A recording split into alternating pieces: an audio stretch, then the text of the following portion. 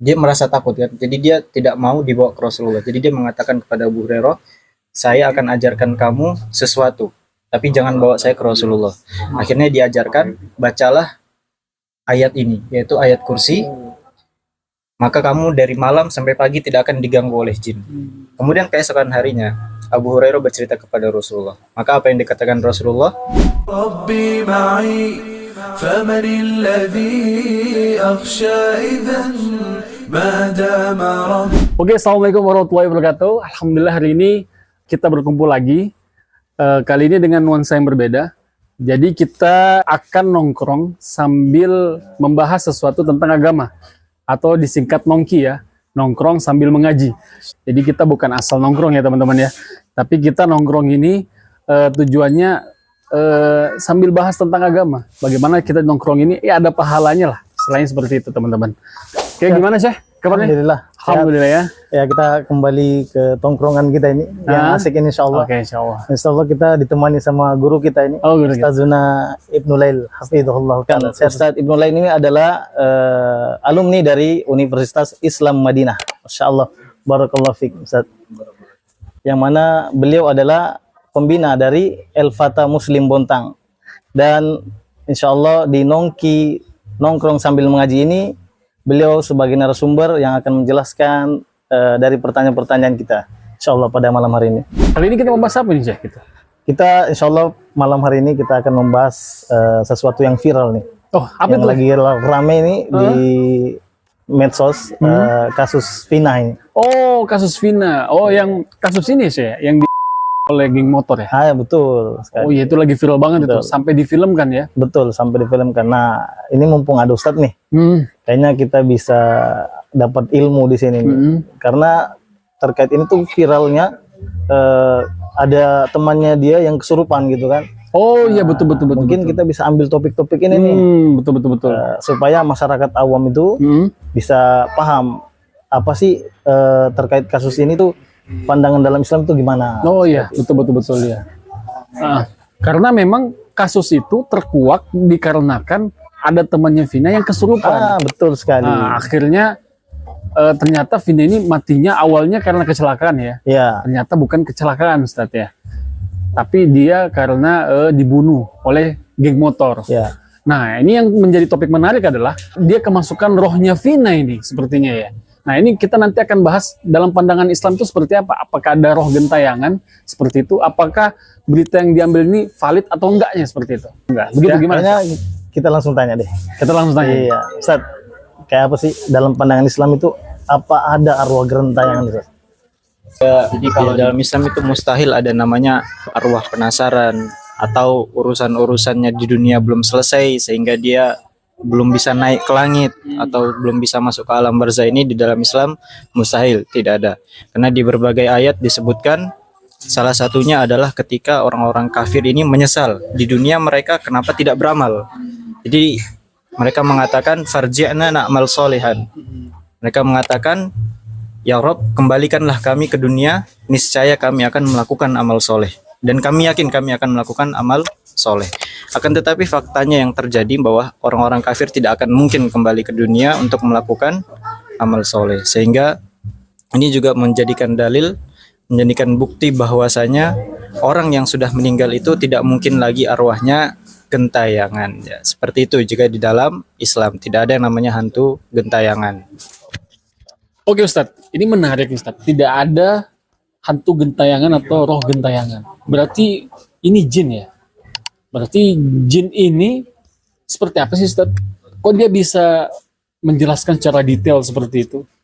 Nah gitu. Maksudnya, berarti makanya ini kadang kita bingung kenapa? Karena ini seakan-akan Vina yang ngomong nih. Nah, tapi kan tadi Antum bilang ternyata nggak ada roh gentayangan nih. Jadi siapa yang ngomong nih Ustadz?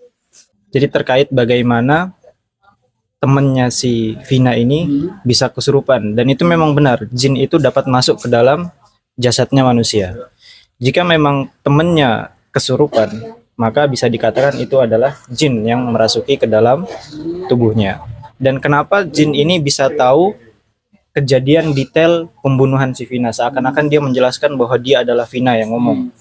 Nah, kenapa jin itu bisa tahu? Karena di dalam Al-Quran disebutkan innahu yarakum huwa wa qabiluhu min haitsu la tarawnahum. Jadi jin itu dapat melihat manusia. Jadi jin A bisa melihat manusia A, yang jin B bisa melihat manusia yang B.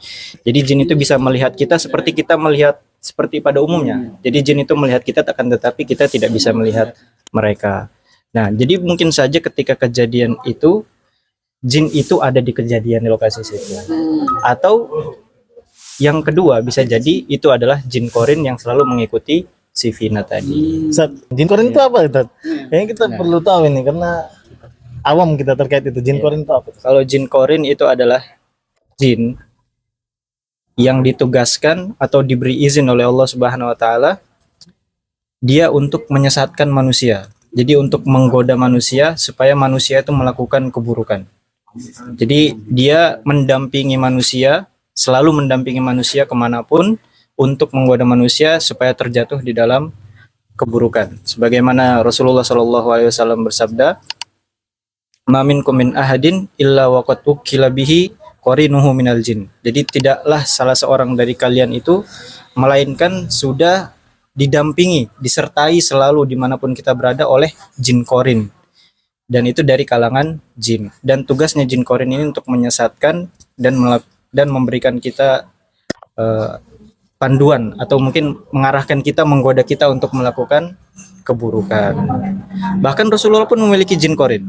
Oh gitu. Ya, jadi di dalam hadis itu, di lanjutan hadisnya, para sahabat bertanya, apakah engkau juga memiliki jin korin, wahai Rasulullah? Rasulullah menjawab, ya, saya juga memiliki jin korin, akan tetapi Allah memberikan bantuan kepadaku sehingga jin tersebut tunduk kepadaku dan jin itu masuk Islam, sehingga jin itu tidak mengarahkan saya kepada keburukan, melainkan selalu mengarahkan saya kepada kebaikan. Seperti itu. Jadi definisi jin korin sendiri, Ustaz, berarti dia jin kafir ya, Ustaz? Atau memang intinya menggoda kita, nggak ada jin yang baik ya? Korin Jadi nggak ada yang baik. jin itu ada yang muslim, ada yang kafir juga, ada yang baik, ada yang buruk. Akan tetapi tugas jin korin itu untuk menyesatkan manusia. Oh, jadi Jadi untuk menggoda manusia melakukan kemaksiatan, keburukan, seperti itu. jadi belum tentu jin korin saya ini baik ya, Ustaz ya? Ya, Kita kecuali nggak tahu ya. Rasulullah Kecuali sudah Rasulullah ya? mengatakan sendiri bahwa jin gitu. korinnya Nam-nam. tunduk sehingga jin korinnya masuk Islam. Kemudian jin korinnya tidak mengarahkan melainkan kepada kebaikan. Oke. Ini menarik banget ya. Jadi ternyata setiap manusia tuh punya jin korin ya? Punya jin korin sih ya?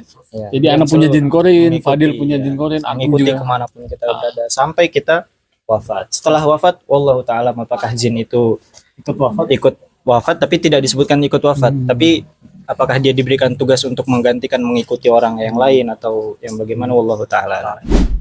Ini pertanyaan nih Ustaz. Ya, terkait jin lah. Dan kan masyarakat tuh memandang jin, syaitan itu sama nih Ustaz. Nah, sebenarnya jin dan syaitan itu sifat atau makhluk Ustaz? Nah, jadi begini. Jin itu makhluk, sama seperti dengan manusia atau malaikat.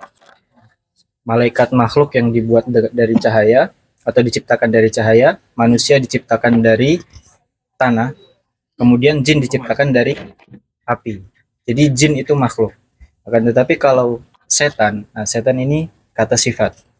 Jadi setan itu segala bentuk atau makhluk yang mengajak kepada keburukan atau melakukan kemaksiatan, kemudian melakukan keburukan, ini bisa dikatakan setan. Makanya di dalam surat An-Nas disebutkan minal jinnati wan nas. Itu kita berlindung dari godaan setan yang terkutuk, yaitu dari golongan jin dan juga manusia. Nah, jadi seperti itu. Jadi tidak salah juga misalkan ada orang nih, dia sering bermaksiat atau dia sering mengajak keburukan, kemudian ada yang nyeletuk, wah setan nih gitu kan.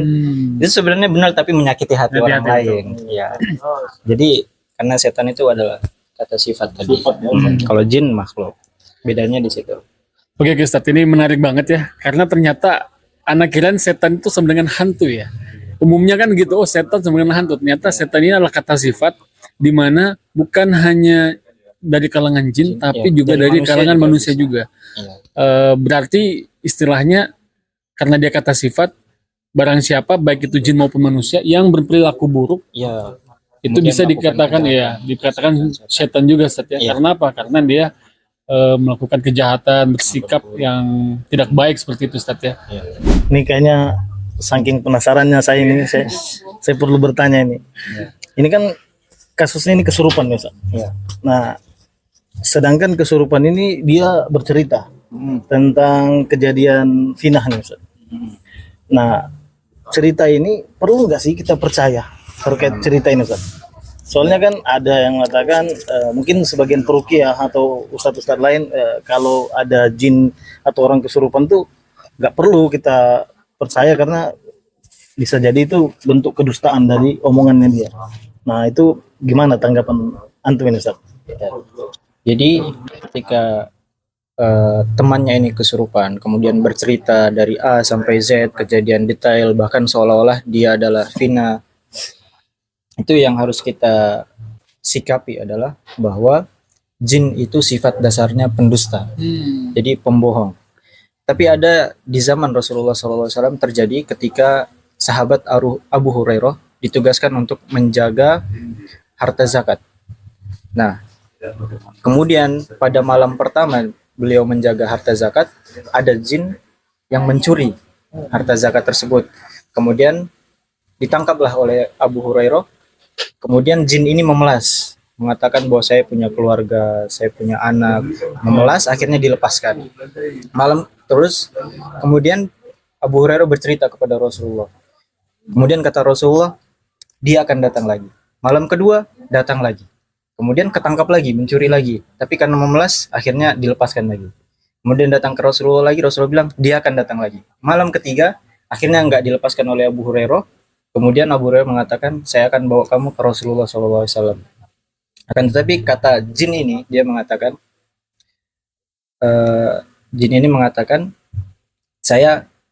dia merasa takut kan. Jadi dia tidak mau dibawa ke Rasulullah. Jadi dia mengatakan kepada Abu Hurairah, saya akan ajarkan kamu sesuatu, tapi jangan bawa saya ke Rasulullah.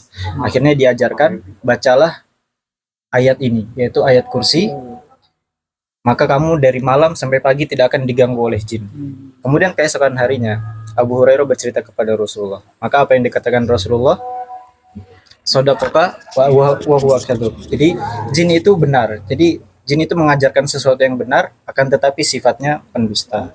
Jadi mungkin dari 100 kabar yang jujur, yang benar, mungkin hanya 1 atau 2, sisanya bohong semua. Jadi tidak bisa kita percaya mutlak bahwa jin yang kerasukan ini benar seperti itu kejadiannya, dan itu harus divalidasi oleh pihak yang berwajib terlebih dahulu. Karena jin itu sifat dasarnya tadi pendusta. Ana mau bertanya, Ustaz, terkait kasus ini, Ustaz. Kan ada sebagian orang itu ekstrim nih, ekstrim kanan dan ekstrim kiri.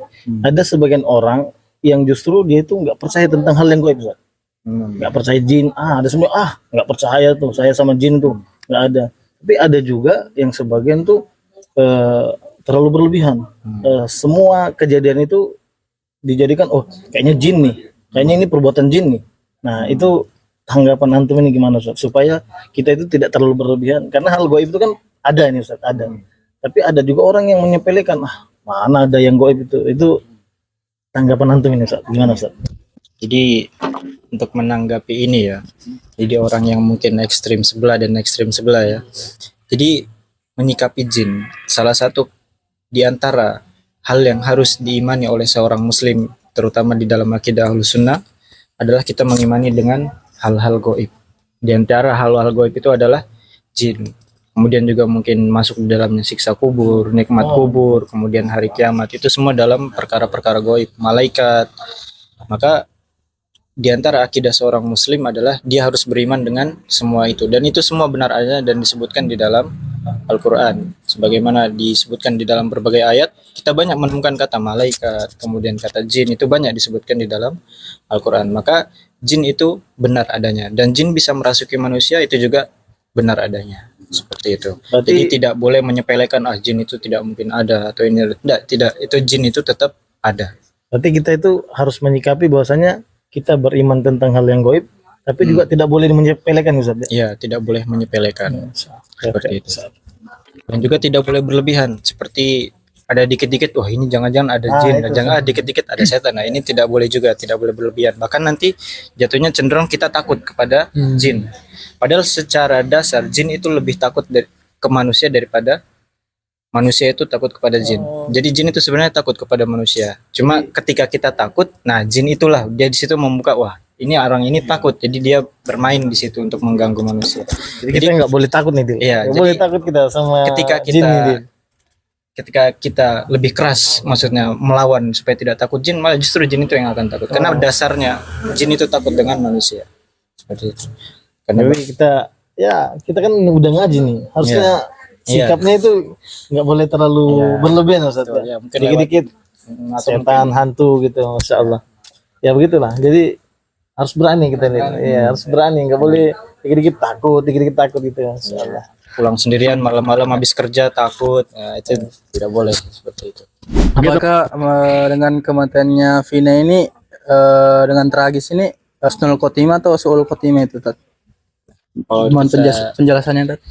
Ana tidak berani mengatakan apakah dia Husnul Khotimah atau Su'ul Khotimah, karena amalnya hanya dia yang tahu. Urusan apakah dia nanti dimaafkan atas dosa-dosanya itu kehendak Allah Subhanahu wa taala. Kita lanjut nih, Ustaz.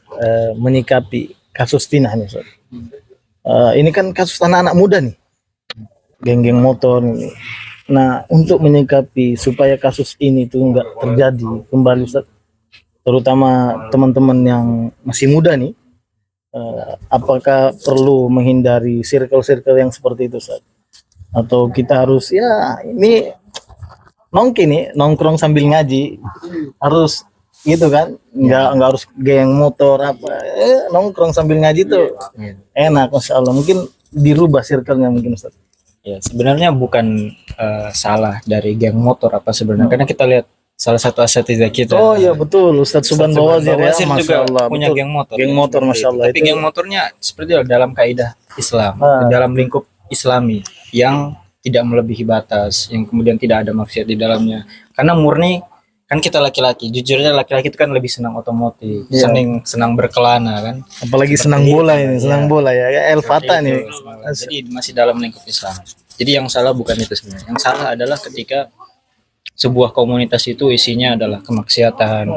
Kemudian mungkin di dalamnya ada campur baur antara yang putra dan putri, atau yang laki-laki dan perempuan, atau juga mungkin di dalamnya ada minum-minuman keras, kemudian pergaulan yang melebihi batas. Maka inilah yang salah kan. Maka bagi anak muda komunitas apapun itu sebaiknya ketika di dalam itu sudah tidak menemukan namanya kebaikan, sebaiknya dihindari, diganti dengan komunitas-komunitas yang positif seperti mungkin El Fatah ini ya, komunitas bola tapi masih di dalam lingkup Islami, ada kajiannya, kemudian ada ngobrol santai sambil ngaji seperti ini. Ya, seperti itu. Jadi ya jauhi komunitas yang tidak membawa kepada kebaikan. Adapun komunitas El Fatah ini insya Allah sudah berada di dalam koridor kebaikan, maka diistiqomahkan, jangan sampai keluar dari batasan-batasan syariat. Jadi tetap pada prinsip awal dibangunnya komunitas ini, yaitu membangun sebuah komunitas anak muda yang gemar bermain bola, tapi tetap dibalut dalam kebaikan, dalam koridor-koridor syariat. Kemudian juga untuk teman-teman sekalian yang ada di luar sana, mungkin yang belum mengikuti komunitas atau tidak memiliki teman yang mengajak kepada kebaikan, jangan sungkan, jangan ragu. Kalau memang ingin bergabung juga sebenarnya tidak apa-apa. Tidak harus jago main bola. Kita di sini yang penting adalah kita berkumpul, saling mengingatkan kepada kebaikan. Kalau salah, kita arahkan kepada yang lebih benar. Seperti itu. Jazakumullah khair, Ustaz, atas obrolan kita pada malam ini di Nongki, ngobrol sambil ngaji, Masya Allah. Jangan lupa ingatkan tentang channel kita El Fatah Muslim. Betul, teman-teman sekalian, kita ada di channel YouTube El Fatah Muslim Bontang. Antum jangan lupa follow, subscribe, dan komen, Masya Allah. Itu untuk perkembangan, mudah-mudahan itu perkembangan dakwah khususnya di Bontang, di mana kita ada pembinanya adalah Ustadz kita sendiri, Ustadz Ibnu Lail, Masya Allah. Kita ucapkan kembali, Ustadz, jazakumullah khair atas waktu antum ya, Ustadz. Kayaknya udah makin seru makin seru, makin aneh nih pembahasannya ini, Masya Allah.